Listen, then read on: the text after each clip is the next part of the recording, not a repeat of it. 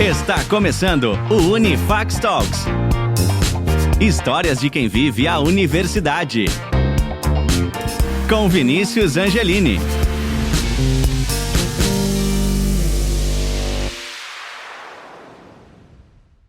Olá a todos, sejam muito bem-vindos e bem-vindas ao nosso 12º episódio do Unifax Talks, Histórias de quem vive a universidade. Eu sou o Vinícius Angelini, estou aqui mais uma vez com vocês.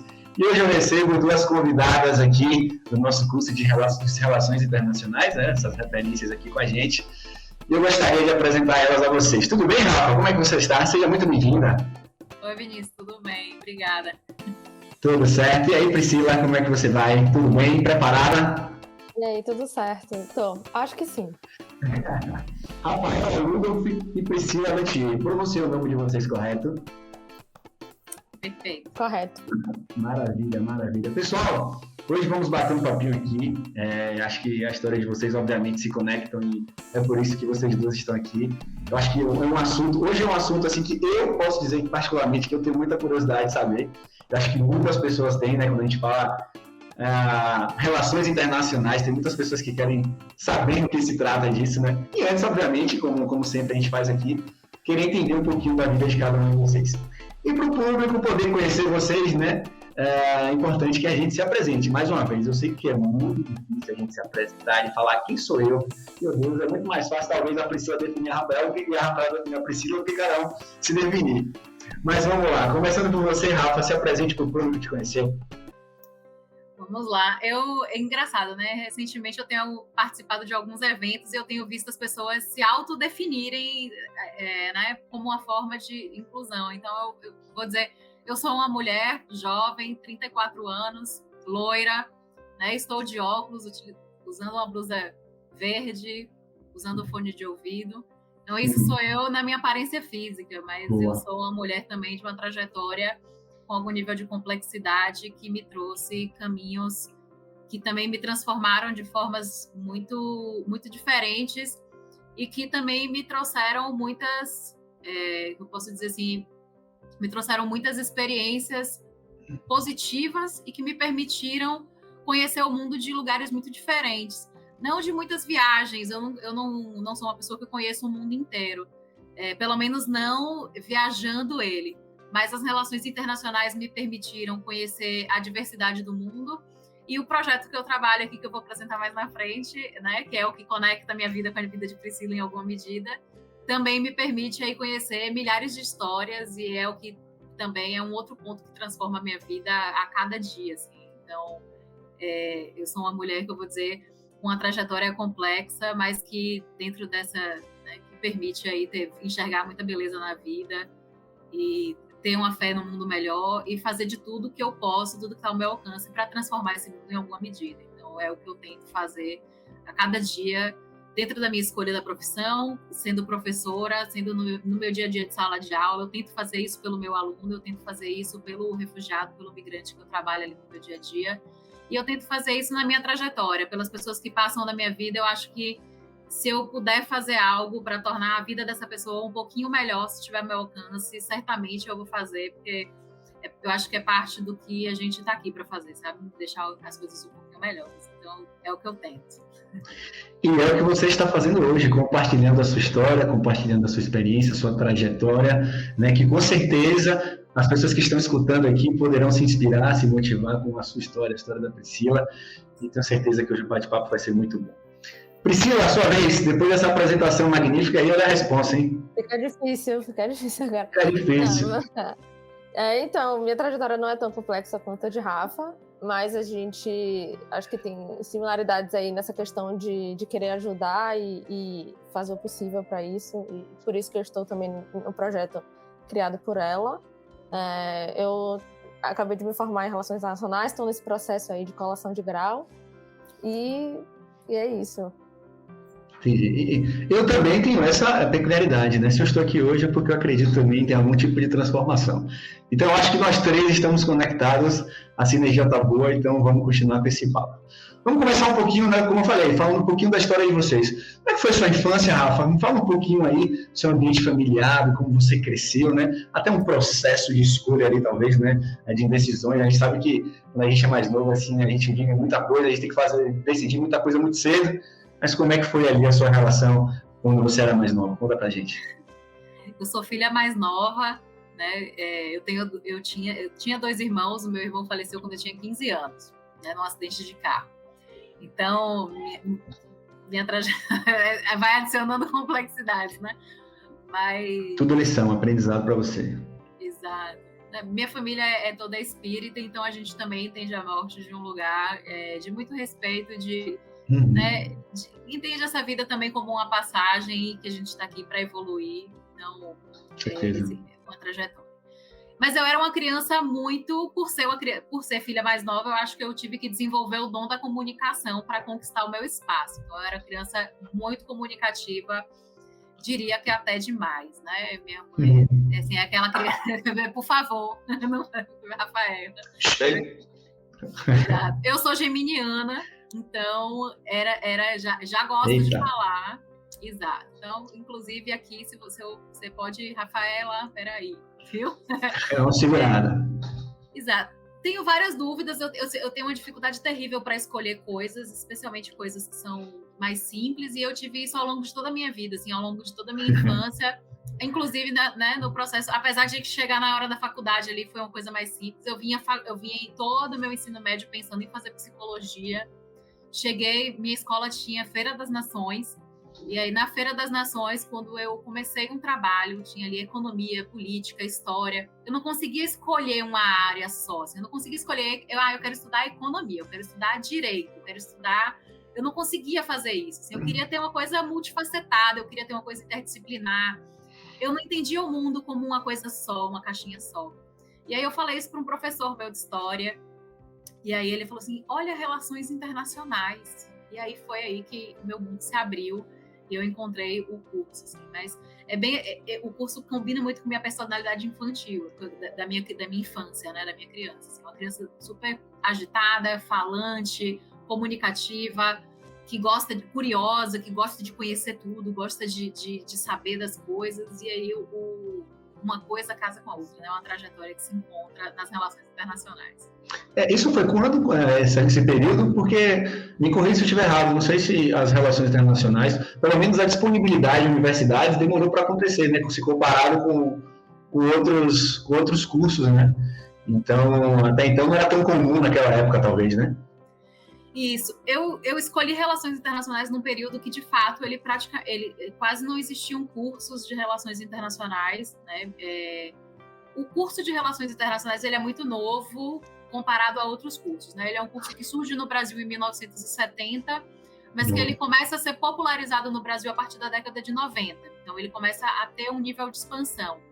Eu entrei na faculdade em 2005.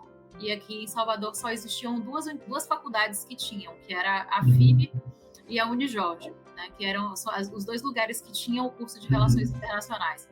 Aí a FIB fechou na época, estava mudando para Estácio, ficou só um desses cursos. Eu me formei em 2008 e segui para o mestrado. Continuou um tempão sem ter cursos, até hoje a gente não tem, por exemplo, a UFBA não tem um curso de graduação em relações internacionais. Ela tem um BI com sei lá como é o nome daquele, com especialização, uma extensão em relações internacionais, não sei como chama o restinho do BI. E aí a Unifax hoje que tem, né, a gente vai ter aí um dos maiores cursos de relações internacionais da cidade de Salvador. Massa. Foi um tempo onde ninguém sabia nem o que era, de fato, onde perguntavam o que o internacionalista come, do que eles fazem. Mas esse é um questionamento que temos até hoje, e nessa entrevista aqui a gente vai esclarecer para que não aconteça mais isso, né? Priscila, e você fala um pouquinho sobre o seu processo de decisão ali do seu ambiente familiar também, como foi isso aqui? Você sempre quis fazer essa escolha? Como é que foi para você? Você é uma pessoa mais jovem, então provavelmente já tinha mais disponibilidade, né? Mais referências. Como é que foi para você? Então, voltando um pouco para a infância, eu sou gêmea de um menino, a gente não tem nada a ver um com o outro em nada, nem semelhança de física. Todo irmão fala isso, Rafa, todo irmão fala isso. Diz que você parece, não sei o quê. Eu também não falo isso com minha irmã, mas todo mundo fala que parece, mas eu não sei. Não, de igual só acho que a cor do cabelo e o resto, não. E eu também, assim, nunca fui uma criança muito comunicativa de início. Eu sempre sou do tipo que fico mais quieta no início e depois também se der corda, já era. Mas sempre foi assim. E ao longo da escola, quando chegou no ensino médio, que aí vinha aquela decisão de o que é que eu vou fazer de vestibular, eu tinha muita dúvida entre relações internacionais e direito. Mas nessa época também ainda, acho que só tinha aqui na Unijorge, né, que a FIB já tinha fechado, e na Unifax, acho que abri em 2014, se não me engano. 2015. E eu fiz 2015. Então, eu saí da terceiro ano em 2013, então ainda não tinha. E aí eu lembro que eu ficava vendo aquelas revistas, acho que era Guia de Estudante, alguma coisa assim, fazendo aqueles testes. Famosíssimo! Rapaz, eu fiz vários testes também, Pri. Quantos testes eu fiz lá? E foi lá que eu vi Relações Internacionais, foi nessa revista. E aí achei super interessante, porque eu sempre gostei de ler sobre política internacional. Eu lembro que minha mãe ficava chateada porque ela tinha assinatura de revista. E aí, quando chegava, eu era a primeira a ler. Então, ela estava trabalhando, aí eu pegava, lia, deixava aqui no meu quarto. E ela nem via que tinha chegado. E ela ficava, meu Deus, sabe? Eu vou ligar para essa revista, não chega nunca. Aí eu já tinha lido, a informação já era velha, porque eu gostava muito, eu sabia, tipo, o presidente do Chile, essas coisas, eu sempre gostei muito de ler sobre isso. E aí, só que eu lembro que conversando com meus pais sobre o que eu ia fazer, a gente achou melhor fazer direito, e aí eu me especializar em direito internacional e tal. E aí comecei a fazer direito, só que aí uns 4 semestres depois, 5 semestres, eu vi que não era aquilo que eu queria. Eu falei, não dá pra mim, eu não consigo ficar no curso que eu não quero, eu não vou fazer com a vontade, né, que eu quero fazer um TCC bom, eu quero, né, mas isso não tá dando pra mim. E até chegar em Direito Internacional, eram muitas outras matérias que eu não gostava, então eu falava, não quero. E aí eu já tava estudando na fax, né, e aí eu lembro que num dia só eu decidi tudo, eu falei, vou transferir. Fui na coordenação, depois desci pro CAI, transferi tudo e comecei a fazer RI. E aí me encontrei. Que bacana, que bacana. Muito legal. Assim, agora eu quero saber o que significa relações internacionais para você, agora com essa visão que você tem, né? Talvez podemos fazer um jogo aqui. O que você achava que era a RI antes de entrar e o que você enxerga a RI agora depois que você entrou? Eu acho que é uma visão que todo mundo... vai Rafa primeiro ou eu? Não, pode ser você. Eu acho que todo mundo pensa um pouco de diplomacia, né? Era a primeira coisa que vinha na minha cabeça. Era diplomacia, ser diplomata e tal, mas quando você entra, você vê uma quantidade de coisas e um leque absurdo de possibilidades que existem dentro do curso. E assim, eu não consigo definir uma coisa só, porque vai de relação entre países, que é, né, meio que óbvio, mas vai com trabalho em migrações, vai trabalho em organizações internacionais e, enfim, para a diplomacia, enfim, tem 1000 coisas, mas acho que são diversas possibilidades. Entendi, bacana. Para você, Rafa? Na época eu não sabia, quase ninguém sabia. Pois é. Desconfio que uma parcela dos meus professores também não sabia. Na época era muito comum as faculdades, você praticamente não tinha professores formados em relações internacionais. Especialmente aqui em Salvador, o curso era muito novo. Então, para você ter o professor formado em relações internacionais, que já tinha feito um mestrado para poder voltar e lecionar, né, era um tempo que ainda não tinha para ter esse amadurecimento, entendeu? Então, ainda, assim, eu tinha 2 professoras que eram formadas em relações internacionais, que era Soraya e Indira.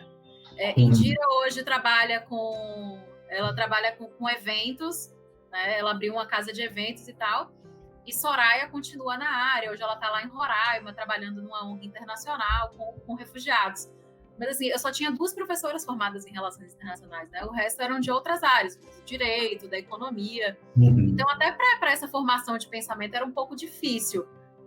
Mas eu entrei em relações internacionais bem achando essa coisa meio interdisciplinar. Eu não era a minha primeira preocupação, essa coisa do como eu vou trabalhar, não era a minha preocupação primeira. Eu achava que o trabalho ele viria independente, né? Eu tinha um pouco dessa ideia. E foi mais ou menos isso. Assim, eu li também, como Priscila fez aí, vinha essa ideia da diplomacia. Depois, eu primeiro pensei, depois percebi que, lendo sobre o concurso, vi que qualquer profissão podia ser diplomata, então, não, né, fiquei... comércio exterior e tal, aquela coisa que você normalmente confunde. Fiquei muito interessada na área de negócios internacionais. Eu acho que se eu não tivesse enveredado para essa área de direitos humanos, muito provavelmente eu teria seguido por essa área do trader, né, dessa linha dos negócios internacionais, da negociação, legal, especialmente por conta da comunicação. Mas aí acabou que assim, você descobre um leque de oportunidades e acaba se descobrindo também dentro das relações internacionais, né? Às vezes você entra achando que você vai seguir carreira diplomática e se descobre nas organizações internas dos direitos humanos. É um universo de possibilidades. E como é que foi o seu período ali ao longo da faculdade, as coisas que você aprendeu, depois que você terminou, você se direcionou para onde, como é que foi esse período para você? Eu tive um monte de matéria, né, é terrível, o aluno é um horror. A gente vem, toda pessoa ela vem com um chip de aluno, né? Quando a gente bota o chip de aluno, a gente fica terrível. Aí eu botei o chip de aluno para lembrar do tempo que eu era aluno, né? Assim, mas eu tive um monte de disciplina maluca, assim, porque, enfim, né, os cursos de relações internacionais ainda não tinham uma diretriz curricular nacional, coisa que passa a ter apenas a partir do ano de 2011. Eu pude participar da discussão da diretriz curricular nacional, já depois de formada, representando o Nordeste pela Universidade Federal de Sergipe. Eu fui discutir a diretriz curricular, mas eu me formei e não tinha, então eu tive um monte de disciplina louca mesmo, nada a ver quando eu pegava uma disciplina assim sobrando lá de outro curso e botava aqui pra gente fazer. Então, tinha uma configuração assim bem... improvisada, digamos assim.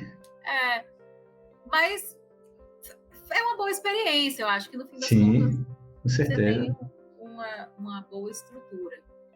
Com certeza. E você, Pri, esse período de faculdade aprendeu muito, conseguiu se desenvolver? Tinha professores formados aí nessa época já, né? Já. Não, eu consegui me desenvolver muito, ainda mais que a gente sempre tinha dinâmicas de simulações e tal. Né, você aprende a saber falar em público, que era uma coisa que eu tinha um pouco de dificuldade. Assim, de início eu sempre ficava muito intensa, mas depois você vai trabalhando isso e com as feiras de negócios também que tinha, então acho que a gente tinha contato com outras áreas e até com os professores, cada um, com as iniciações científicas também. Eu faço parte da iniciação científica, porque são 2 coisas que eu gosto, imigrações, né, que eu estou no projeto de Rafa, e segurança internacional, então a faculdade me possibilitou estar dentro desses ciclos, assim, de estudar e com a faculdade também eu participei do ENERI, que é o Encontro Nacional de Estudantes de RI, né, que é o maior da América Latina. Então eu fiz parte da organização e representando a Unifax, e a gente e assim foi uma experiência muito incrível para mim, porque você conhece os teóricos que a gente estuda tanto nas aulas de Rafaela, por exemplo, que ela dava teoria, então a gente tem contato com essas pessoas e assim, abriu várias possibilidades na minha cabeça. Eu mudei muito. Não, com certeza. Eu acho que nesse curso tem muita teoria também, mas como é que funciona a prática? Porque a gente está aqui de fora, acho que vocês vêm viajando, né? Viajando, para fazer relação, fazer diplomacia ali, blá. Como é que a gente consegue ter ali uma experiência prática, né? no curso de Relações Internacionais, Rafa? Vinícius, eu acho que dois pontos importantes. Assim, uma das coisas que eu acho que é muito bacana que Priscila traz na fala dela é esse, que é bem o clássico do viver a universidade. A mesma Priscila fez iniciação científica e permanece no grupo de pesquisa. Eu fiz iniciação científica e foi aí que eu descobri que eu queria carreira acadêmica, né? Foi aí que eu decidi caminhar para o mestrado e seguir dentro dessa linha, né, de pesquisa. Eu acho que desenvolve muito o intelectual do aluno, a capacidade dele de produzir relatório, de escrita e tudo mais. Então, essa é uma das formas de te preparar, né, para o mercado mesmo, porque você vai precisar escrever, você vai precisar produzir, vai precisar ler muito, vai precisar ter um nível de concentração, que é importante, né, porque às vezes eu acho que uma das sensações que eu tenho, eu não sei se você compartilha comigo, precisa compartilhar comigo, mas eu acho que as pessoas, em alguma medida, elas acham que o mercado de trabalho virou um grande oba-oba, assim, que tem que ser, um desafio a cada dia, aquela coisa, é uma palestra de coach, assim, uma coisa, né? O mercado de trabalho é um grande mundo da fantasia, quando, na verdade, você tem os dias que podem ser de maior distração, os grandes desafios que se apresentam dentro do mundo do trabalho. Mas o grande desafio é você conseguir sentar na frente de um computador, eventualmente, e dar conta de um relatório, sentar e produzir uma análise de diagnóstico. E isso você faz sentado na cadeira, escrevendo um texto, um relatório. E muitas vezes essa é uma atividade que requer um alto nível de concentração e uma alta capacidade intelectual, requer muita leitura, capacidade de articular as palavras e a capacidade cognitiva mesmo de escrever, né? Então, eu acho que a iniciação científica ela é uma excelente oportunidade para o aluno. E um outro espaço, que aí é o outro ponto, Priscila traz aí um universo de vivências que ela trouxe dentro da universidade, que eu, por exemplo, eu quase não tinha. Na minha universidade, praticamente não tinha na época que eu fiz faculdade. Os professores organizavam poucos eventos. Existiam. E eu participei de todos quando haviam, mas existiam poucos. A gente, na Unifax, a gente se preocupa muito em organizar muitos eventos para os alunos. A gente faz semana de comércio exterior, a gente faz semana do internacionalista, a gente faz feira de negócios, a gente levou os alunos para a FENAGRO para trabalhar com internacionalização. Então, a gente trabalha com um leque de possibilidades, e aí, para além desses eventos que são pensados institucionalmente, são pensados dentro do curso, a gente também tem os projetos de extensão, que também são outras formas de se vivenciar diversas realidades. Então, você vai ter, por exemplo, o projeto do Centro de Serviços ao Migrante é uma possibilidade desse aluno viver na prática essa teoria dos direitos humanos. O que é esse direito humano aplicado? O que a gente está falando de migrações? Não é só o conceito de refugiado, é entender esse refugiado, né? Entender o fluxo forçado com uma pessoa que foi obrigada, foi forçada a migrar. Você vai ter um projeto que começou durante a pandemia, lindo projeto das meninas, começaram quando elas eram primeiro, segundo semestre, de uma disciplina de introdução ao estudo das relações internacionais, que é inclusive uma disciplina minha. As meninas pensaram num projeto que chama Dando a Volta ao Mundo, e elas tiram durante um período para estudar um país, e elas marcam encontros com pessoas desses países para poder conversar com nativos desse lugar. Então, elas estudam o país e conversam com aquelas pessoas naquele idioma. Então, elas praticam o inglês e conversam, sabe? Então, colocar relações internacionais na prática é isso, é você viver, ser multicultural na prática, que a gente fala, é isso, né? Não é só você... eu aceito todo mundo, eu vou para a Europa e fico super bem. Não, é você viver isso. E os projetos de extensão são oportunidades excepcionais. O professor Murilo, que também é um professor da faculdade, ele está agora começando, está com um projeto também maravilhoso na área de logística, para trabalhar, logística internacional. Então vai ser pensado. Eu, esse semestre, inicio um projeto de internacionalização de município, que é uma outra área das relações internacionais. Então, assim, é uma forma de você vivenciar, mesmo que você não esteja estagiando dentro do mercado de trabalho, é um lugar onde você pode testar, experimentar, errar, e o professor está ali do seu lado para te apoiar, dizer, não é por aqui, não é esse o caminho, vamos tentar dentro desse outro lugar. Então, eu acho que esses dois caminhos aí são os melhores para você pegar a teoria e colocar na prática. Com certeza. Pri, você acha que os projetos realizados dentro da universidade fizeram diferença para o que você é hoje? Ah, com certeza. Primeiro, essa parte de, né, a gente aprender a escrever artigos e tal, eu achava que era impossível, eu achava que eu não ia conseguir nunca. Eu achava que era tipo um bicho de sete cabeças, produzir artigo ou escrever coisas mais. TCC, então, eu ficava, meu Deus. Mas a gente já vinha com essa prática de fazer artigos, de fazer documentos, e né, isso ajuda e facilita muito a você saber sintetizar as ideias, porque às vezes você tem muita coisa na cabeça e você precisa sintetizar isso.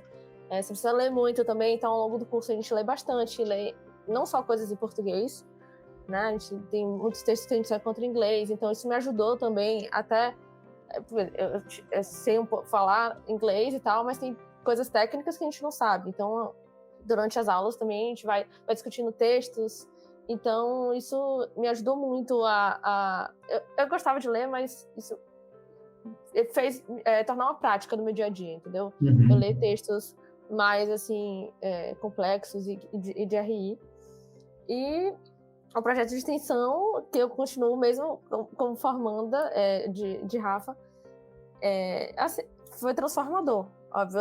Primeiro que eu nem sabia que tinha refugiado em Salvador, né, e era um tema que Legal. Eu gostava muito de ver, de ler sobre, que eu lembro da época da Guerra da Síria, e eu ficava vendo vídeos no YouTube, a gente via aquelas imagens das pessoas chegando nas praias da Europa, né, de barquinho e tal.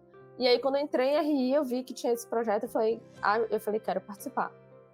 E aí, no semestre seguinte, eu comecei a participar e, assim, foi transformador, porque, né, me fez lidar com uma realidade completamente diferente da minha e me botar no lugar do outro, assim, né, de falar, isso aí podia ser eu, porque são pessoas, assim, que tinham vida como a minha, que faziam faculdade ou que já trabalhavam e, sabe, te faz enxergar que primeiro que é um assunto que é atual, sempre infelizmente, os refugiados sempre existem, né, e infelizmente por causa de conflitos, mas que me fez, assim, botar na prática mesmo, de eu ajudar na prática, mesmo que seja para preencher um formulário que eles precisam, eu sei que eu já estou ajudando essa pessoa. Eu acho muito legal isso. E, inclusive, eu estou aqui em BH e aqui tem muito venezuelano, né? Muitos refugiados aqui. E o que você falou aí, eu concordo plenamente. Você falou que não tinha conhecimentos que tinha refugiados dentro de Salvador. Eu acho que o projeto também é até interessante para dar voz a isso, né? Para as pessoas saberem que tem, poder contribuir, poder colaborar. E aí, Rafa, eu queria que você já começasse a dizer como é que foi que aconteceu esse projeto, como você se interessou, como é que surgiu essa ideia, explicar direitinho como é que ele funciona, para o pessoal poder entender. Vamos lá. As pessoas que, né, meus orientadores de comunicação dizem que eu nunca devo dizer isso, mas eu acho que, assim, Rafaela, você tem que criar uma história bonita para dizer como começou esse projeto. E eu acho que a história assim, exato. E eu acho que a história simples é a história mais bonita que eu posso contar. Até porque isso reforça essa característica da invisibilidade. Eu era uma pessoa formada em Relações Internacionais desde 2008. Estava no ano de 2017, quando a universidade me demandou um projeto com refugiados. E eu disse para minha chefe, falei, não tem refugiado em Salvador. Tem, eu vou fazer um projeto para quê? Eu vou virar stalker, eu vou achar um refugiado e seguir ele, vou escrever um projeto para passar 10 horas seguindo uma pessoa em Salvador, só pode, né? E ela falou assim, Rafaela, arruma um. Tem que ter refugiado em Salvador. A gente tem um curso de Relações Internacionais e a gente tem que ter um projeto de extensão para refugiados. Não tem como a gente não ter um projeto de extensão nessa área. E aí, lá fui eu, né? Falei, tá bom. E é muito difícil, Vinícius, e eu coloco isso muito para os meus alunos, assim, eu falei assim, a gente não diz não. A gente não diz não ao desafio. Se a gente não souber fazer, a gente acha quem sabe. E é assim que o nosso projeto funciona e vem funcionando desde então. Né? Eu não digo não e eu vou fazendo e vai dando certo. Então, peguei esse desafio sozinha ali, sem saber se existiam refugiados em Salvador. Fui para minha busca lá, fui para o pai dos burros, Google, oi Google, tem refugiados em Salvador. Achei uma reportagem super antiga de uma pessoa que tinha recebido refugiados 6 refugiados sírios e tal, e aí eu entrei em contato com essa pessoa, que era Cristina, lá do Centro Islâmico. Aí ela falou assim, Rafaela, eu falei, Cristina, eu queria ver se eu podia marcar contigo para conversar com você. Ela falou assim, não, essas pessoas elas não estão mais aqui, eles já foram embora, mas existem outros refugiados que a gente recebe aqui. E ali eu descobri que havia um fluxo, né, que existiam, na verdade, mais refugiados aqui do que simplesmente aqueles de uma reportagem que era assim, de 2011. Era uma reportagem super antiga, eu estava em 2017 atrás de pessoas que vieram para Salvador em 2011 e que ela já tinha me dito que não estavam mais em Salvador. E aí ela falou, não, existem, tal, e aí eu conversei com ela, comecei a desenhar esse projeto. Lendo as notícias do Acnur, eu tinha já percebido as dificuldades de integração, as maiores dificuldades para a integração de uma pessoa em situação de refúgio em uma cidade, né? As dificuldades de integração local. Tirando as dificuldades de infraestrutura física, que essa eu não poderia prover dentro da universidade, né? De dar residência, emprego, eu não tinha como prover isso dentro da universidade, eu percebi ali que havia uma grande dificuldade vinculada ao idioma, né, essa relação entre idioma, cultura, né, essa era uma das maiores dificuldades. E ali a gente pensou, então, eu conversando com Cristina, em alguma medida, mas ali eu montei um curso de português que misturava os elementos de cultura com a gramática e com o cotidiano. Né? O grande objetivo ali naquele momento era o empoderamento da fala, era habilitar essa pessoa para que ela se sentisse confiante o suficiente para se comunicar cotidianamente, porque para a gente o vire à esquerda, vire à direita é uma coisa simples, mas para uma pessoa falante de árabe não funciona bem assim, né? Então o projeto em si, ele começou com o nome O Refúgio em Salvador, foi assim que ele foi criado, a partir de uma demanda institucional. Eu, como internacionalista formada há quase 10 anos, não tinha leitura ainda nessa área, comecei a estudar sobre o assunto, montei esse projeto, os alunos abraçaram esse projeto, a gente abriu as inscrições. Colocou, divulgou e tal. No último dia de inscrição, uma menina, Astrid, o nome dela, venezuelana, se inscreveu. Ela viu no jornal, ela viu no Atarde, né? Estava no Atarde, ela viu no jornal, e aí ela ligou e ela se inscreveu. E aí, quando ela se inscreveu, ela postou num grupo de venezuelanos.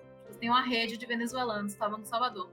E aí a aula era no dia seguinte, ela se inscreveu na sexta-feira e a aula já era no sábado. A gente preparou todo um curso pensando em falantes de árabe, porque a gente fez o contato com o Centro Islâmico. Então, pessoas que dominariam o português ou que teriam algum nível de conhecimento de inglês, né? E aí, de repente, a gente tinha uma sala cheia de venezuelanos, a gente tinha na sala uns 12 venezuelanos e 2 árabes na sala, né? E começou ali os cursos de português. Um mês depois, a gente foi convidado a participar de uma feira solidária que aconteceu, era o Brechó Ecossolidário, que aconteceu no Parque da Cidade. A gente convidou eles a participarem, quem vendia alguma coisa, quem comercializava os produtos, se quisessem vender, se quisessem ir lá. E alguns exporam seus produtos, alguns fizeram comida para vender, outros vendiam tecido e tal, e aí foi todo mundo para lá. Quando eu estava lá, um mês depois desse projeto iniciado, uma pessoa me procurou, que foi a Sueli, que estava com um rapaz que tinha acabado de chegar da Síria, que era o Anas. E aí ela perguntou, foi lá e falou assim, Rafael, eu queria falar com você, porque a gente está com ele aqui, eu li que você tem esse projeto, e a gente queria ajuda para você fazer a solicitação de refúgio dele. Eu fazia solicitação de refúgio? Não fazia. Eu passei a fazer ali naquele dia. Falei, vou, lá na faculdade tem o curso de Direito, se eu não acertar a fazer, eu pergunto lá ao povo de Direito, uma hora sai. E assim a gente começou a fazer solicitação de refúgio. E daí para frente. Crescendo. E aí foi pegando, né? E aí virou um projeto de extensão da própria Unifax, né? E aí a Priscila cruzou o seu caminho. Eu te pergunto, tem muito orgulho dessa aluna, Rafa? Demais. Assim. Priscila, ela tem uma trajetória incrível dentro do projeto. E eu fico muito grata, assim, porque eu gosto tanto, porque para mim é tão gratificante, porque o aluno ele sai, mas ele não sai, né? Ele se forma, mas ele fica. E isso para mim que é incrível, assim, quer dizer que alguma coisa a gente está fazendo certo, né? Alguma coisa na formação desse aluno, alguma coisa na formação, porque eu não penso só, aí já não é mais a formação do aluno, é a formação do ser humano, Priscila, né? A formação da cidadã, Priscila, da cidadã do mundo que está ali sendo formada e que vai ganhar o mundo, porque Priscila tem potencial aí para estar estagiando, para estar trabalhando em qualquer organização internacional do mundo. E nessa área hoje, Priscila, vou te dizer aqui, Priscila hoje conhece mais de legislação, de migração, do que muitos alunos que se formaram em Direito. Talvez se ela se formasse em Direito, ela não teria esse nível de conhecimento, né? Então, é muito mais... E também não participaria do projeto. Também. Mas me conte, Pri, como é que foi aí sua decisão para entrar, né? Você que, de fato, viveu a universidade, viveu os projetos dentro da universidade, você disse que foi muito bom para você. Como é que você chegou dentro desse projeto e conheceu a Rafa? Então, eu comecei o curso em 2018.2, né, no segundo semestre, só que eu já tinha ouvido falar no projeto, mas não consegui entrar no primeiro semestre, porque eu ainda estava estagiando na área de Direito, então eu tinha que resolver sair de lá e tal. E aí eu comecei em 2019.1, entrei no projeto, e eu lembro que eu fiquei em 2 grupos, que era o Cidadania, que era pra gente conscientizar, então eu saía nas salas da Unifax, tanto do campus lá do CTN, quanto da Paralela, para falar sobre o projeto, né, para as pessoas participarem e tal, e conhecerem. E fiquei no jurídico, que a questão de regularização de documentos, então, para pedir o refúgio no CONAR e a residência junto com a Polícia Federal. Então, aí eu comecei nesses 2. Hoje eu estou só no jurídico, porque eu comecei outros projetos e ficou apertado assim, para fazer tudo. E aí eu preferi ficar só no jurídico e continuo lá. E tá gostando? E permanece ainda? Qual é a perspectiva aí para você? Não, eu pretendo ficar aí, agora que tá virando ONG, continuarei ajudando o Rafa.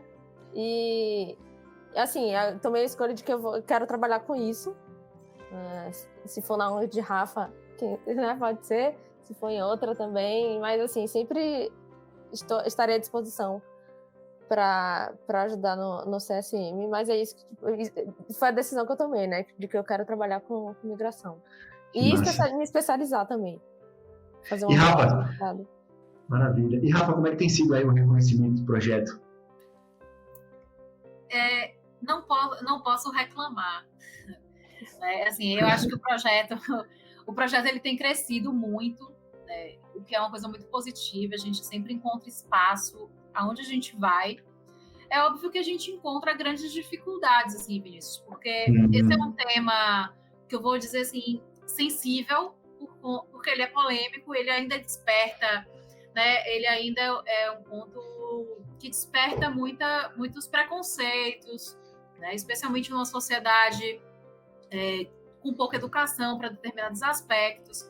Então, você vai ter, especialmente no âmbito do poder público, o poder público ele não quer assumir essa pauta como uma pauta de população vulnerável.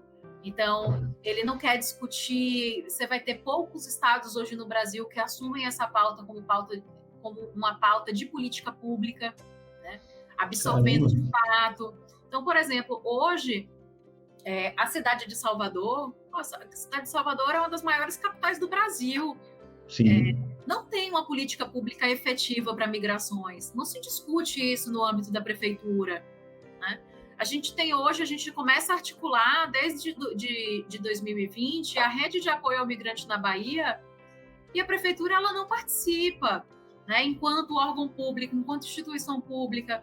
Então, por quê? Porque é uma pauta polêmica. Então, ela pensa assim, ela falou, é uma discussão que eu acho simplória e ridícula em alguma medida, né? Que aqui tem muita população vulnerável, mas população vulnerável é população vulnerável, né? não dá para você distinguir nesse sentido. Não é porque ele é mais ou ele é menos. Aquela pessoa, ela tem uma necessidade emergencial, ela é vulnerável por isso. E aí, o que é o agravante dessa população específica que a gente trabalha? Que é a invisibilidade, né? O Jado, ele encontra a invisibilidade. E aí, o nosso projeto, como diversos outros projetos que atuam nessa área, eles vêm, digamos assim, tornando visível. Aí, o nosso projeto, quando a gente começou em 2017, a gente já começou emplacando ali um reconhecimento institucional, que é o Prêmio Engajamento Cidadão. Era um prêmio que era dos projetos de extensão. A gente ganhou esse prêmio por 3 anos, né? 2017, 2018, 2019. Depois da pandemia, não teve mais esse prêmio, né? A faculdade parou de dar. E em 2019, 2018 foi o último ano que teve também, a gente ganhou o prêmio Professor Barros de Metodologias Ativas, que era um prêmio que reconhece que é uma excelente metodologia para a técnica de ensino-aprendizado, ou seja, é uma das melhores formas do aluno aprender fazendo, né, como uma metodologia ativa. Hoje o projeto, a gente participa de diversas entrevistas e em 2020 a gente passa a integrar a Cátedra Sérgio Vieira de Mello do Acnur, que é um conjunto de universidades brasileiras, né, reconhecidas aí pela Acnur, que são universidades que trabalham com a temática do refúgio. Nós fomos a primeira universidade da Bahia a participar da Cátedra Sérgio Vieira de Mello, né, por conta exatamente desse nosso trabalho que a gente faz durante tanto tempo, atuando com população migrante em situação de vulnerabilidade. Então, é um trabalho reconhecido, graças a Deus, assim, ele vem sendo reconhecido, a gente tem conseguido espaço, a gente tem conseguido pautas, ainda é pouco, mas está conseguindo. Eu sei que não é um trabalho né? Eu sei que é um trabalho que ele vai crescendo. A gente vai formando pessoas que vão conhecendo a importância da pauta, elas vão chegar chegam no mercado de trabalho, colocam a importância disso também. E é um ciclo, a gente ninguém transforma o mundo da noite para o dia, né? A gente vai de pouquinho, vai indo, e uma hora a gente chega lá. Com certeza. E o que você considera assim de mais gratificante nesse seu projeto, no seu trabalho como um todo, né, já que você se direciona para isso? O que você fala, poxa, é isso que me move, é isso que me mantém viva aqui? Eu costumo dizer assim que esse projeto ele foi a coisa mais transformadora que eu já vivi na minha vida, né? Ele me transformou mesmo, assim, enquanto profissional, enquanto pessoa, ele faz eu refletir até sobre o que eu reclamo, né? Quando eu olho o que eu tenho, o que eu não eu passo a ser mais grata pela vida que eu tenho, pelas coisas que eu tenho. Eu passo a querer compartilhar mais e eu sinto muito assim, é até um contraditório em certa medida, porque muitas vezes eu sinto que eu exijo de mim até fazer mais, né? E eu me cobro muito nesse sentido, porque é tanta gente precisando e eu vou me cobrando muito dentro desse lugar, mas ele também é um lugar assim onde é um acalanto no coração. Eu te falo em outra oportunidade, né? Quando minha mãe faleceu em 2016, e esse projeto, para mim, toda vez que eu realizo algo, ou quando algo se transforma na vida de alguém, que eu vou acompanhando ali os resultados, minha sensação é como se, assim, eu falei, aquela sensação de eu tenho certeza que eu estou dando um orgulho para essa pessoa, sabe? Então, eu acho que esse projeto, que era um projeto de trabalho, que se virou um projeto de vida, né? Virou um projeto de pesquisa, que virou um projeto de vida, ele significa isso para mim. Ele significa transformação, mas ele significa também que eu estou fazendo uma coisa certa e que eu estou dando orgulho para minha mãe lá, eu estou honrando a minha família, estou honrando a minha ancestralidade, né? Estou honrando o meu espaço enquanto internacionalista, enquanto mulher, enquanto exemplo para um conjunto de mulheres que se espelham em mim todos os dias, né? Eu tenho diversas alunas em um mundo que é super masculino, e eu sei que essas alunas, elas se espelham em mim diariamente e que olham para mim. Então, para mim, elas me olharem e falam assim, pô, que bacana, né? Então, eu falei assim, elas têm um exemplo bom de uma pessoa boa. E, para mim, isso não tem preço, né? Então, esse projeto significa para mim tudo isso e muito mais.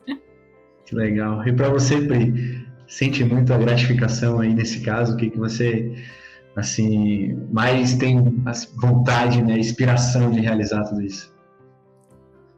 Como o Rafa falou, é transformador, né? Assim, antes, no início, eu não entendia tanto o que seria transformador, porque eu tava fazendo, né, preenchendo formulário e tal, e aí até as pessoas falaram assim, pô, muito obrigada, que Deus te abençoe. Eu ficava, sabe, foi uma coisa, 5 minutos que eu passei aqui preenchendo. É muito para eles, né? É muito para eles, porque eles conseguem acesso ao documento e com isso eles vão entrar no mercado de trabalho e podem regularizar a questão do diploma e exercer a profissão deles aqui. Então, assim, uma coisa que para mim parecia tão rápido e é uma coisa simples, para eles era uma coisa muito, muito assim, grande, né? Que ia transformar a vida deles aqui. Então, fazer parte disso para mim é maravilhoso. Assim, eu pretendo que eu quero mesmo assim trabalhar em campo. Então, de fato, estar em contato com as pessoas, porque às vezes eu fico mais em contato por mensagem, então não tenho tanto contato físico. Mas só saber que eu tô ajudando, assim, para mim já é maravilhoso. Maravilha, que bacana. E vamos começar nosso bate-bola agora? Vamos lá, vamos, estão preparados aí? Agora que vai subir uma musiquinha agora, a gente vai improvisar, vocês não sabem de nada. A gente vai correlacionar com o tema, né, Relações Internacionais, que é a nossa interseção aqui, né, a nossa sinergia. E tudo que eu falar aqui, vocês têm que falar o que vier na sua cabeça, combinado? Combinado? Eu vou direcionar cada um de vocês e vocês podem falar. Fiquem tranquilos. É o que eu sempre falo para todo mundo, né? Vocês podem pular, né? Mas não é elegante. Vocês estão aqui, mas acho que não é uma coisa fina. A gente que são diplomatas aí, isso aí não seria fino, né? Então vamos começar aqui. Um ídolo estrangeiro. Um quê? Um ídolo estrangeiro. Um ídolo estrangeiro.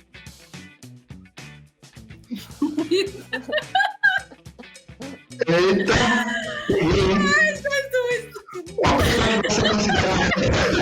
Uma pessoa que você considera uma referência lá fora. Ai, Jesus. Gente, eu sou péssima pessoa pra isso. Pra Priscila aí. Priscila, enquanto isso, Priscila, você? Eu sei, é Malala. Malala grande? Enfim, quem quiser. Eu concordo com ela. Concordamos, bora. Agora sua vez, Pri, começando. Relações internacionais é vida. Calma, Priscila. Robade e Rafaela, é vida. Rapaz, vocês estão aí se ajudando muito. Pra isso também. Rafa, relações internacionais não é comércio exterior. Não é comércio exterior. Para vocês que acham que relações internacionais é comércio exterior, não tem nada a ver.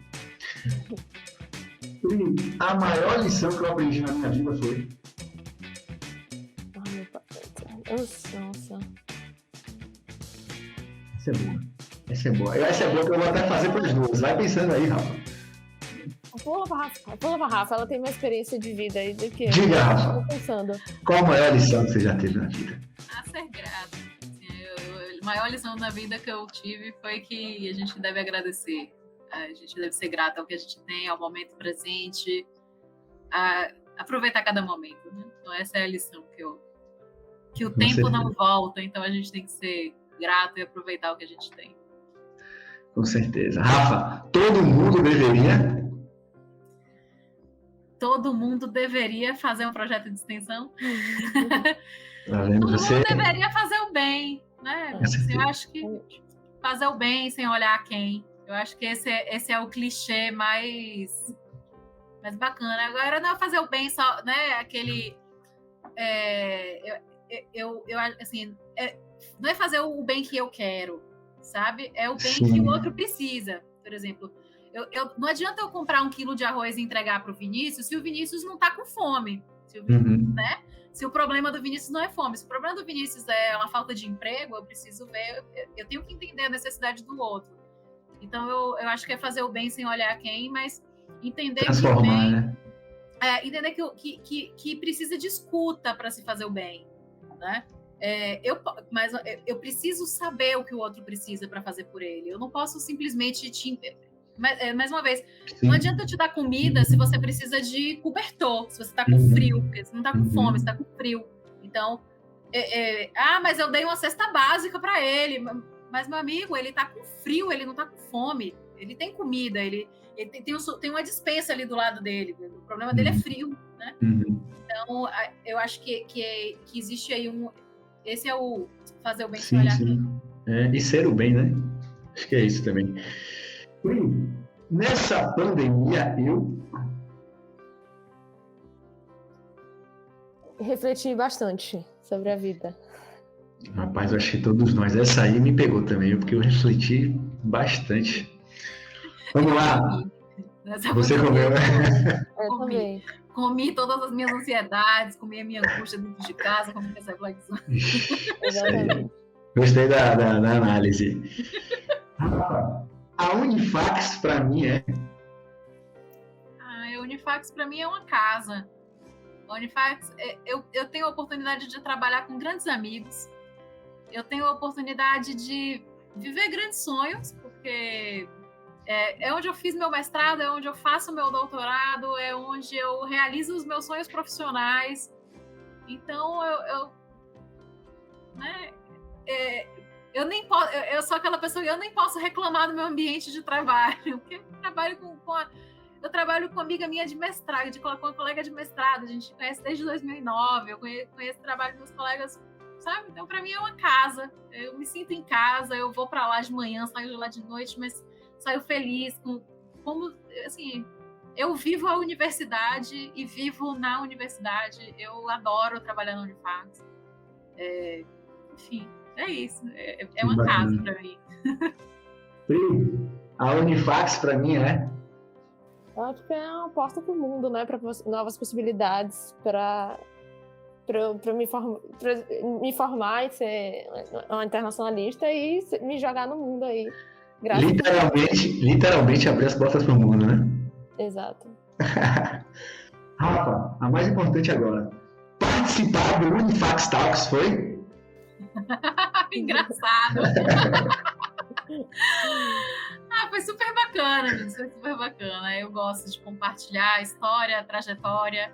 E, enfim, é gratificante poder incentivar alguém, né? Se a gente tocar um coração e transformar uma história, já valeu tudo.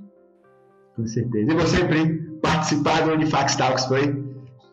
Foi muito massa. Eu nunca tinha participado de um podcast, então minha primeira experiência acho que vai ficar marcada aí, que eu gostei muito. Opa, que bacana. E para a gente finalizar, né, a gente sempre finaliza com uma pergunta que sintetiza um pouco da sua história de vida, né, do que você viveu, e a gente pode trazer aqui que a gente discutiu, né, de tudo que a gente viveu nas relações internacionais, aí nos seus projetos, na sua experiência acadêmica, né, suas experiências práticas, teóricas.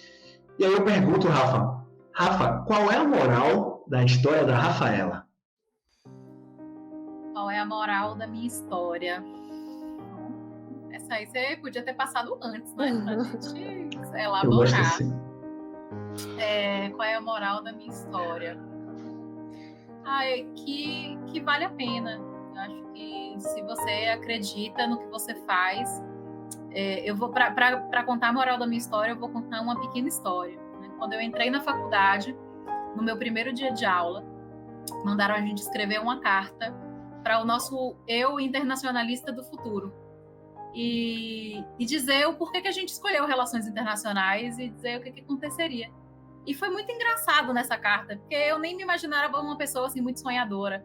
Mas na minha carta dizia assim que eu queria transformar o mundo e que relações internacionais era o que me deixaria mais perto desse lugar. Então a minha moral da história é uma pessoa que acreditou e que tem conseguido, né? E que dentro desse processo. Então eu acho que o eu de 10 anos atrás escolheu certo, escolheu relações internacionais porque queria transformar o mundo e se encontra hoje transformando o mundo de pouquinho em pouquinho. Então, minha moral da história é que se você acredita e luta por isso e coloca esforço e coração e alma, dá certo. Maravilha. Qual é a moral da história da Priscila? Bom, a minha história ainda está em construção, né? No início, assim, mas eu acho que é isso, de você fazer o que você gosta, de você ser feliz e eu acho que quando você faz o que você gosta, torna tudo melhor, porque, né, até para ajudar as pessoas e, assim, a moral está sendo de que eu soube aproveitar as oportunidades que eu tive e, assim, os privilégios que eu cresci tendo, né? E é isso. Continuarei aproveitando. Maravilha. Rafa, muito obrigado pela sua participação aqui. É o que eu sempre falo, cada história para mim é um grande aprendizado. Aprendi muito com cada um de vocês. Fico muito honrado de ter feito esse episódio com vocês. Muito obrigado, viu? Obrigada, eu, Vinícius. Fico à disposição aí. Se quiser, pode chamar. Pri, muito obrigado pela sua participação também, colaborando bastante com a gente. Obrigada a você. E a gente vai encerrando aqui nosso 12º episódio do Unifax Talks, histórias de quem vive a universidade. Eu espero vocês no nosso próximo episódio. Até mais. Tchau, Rafa. Tchau, Pri. Tchau.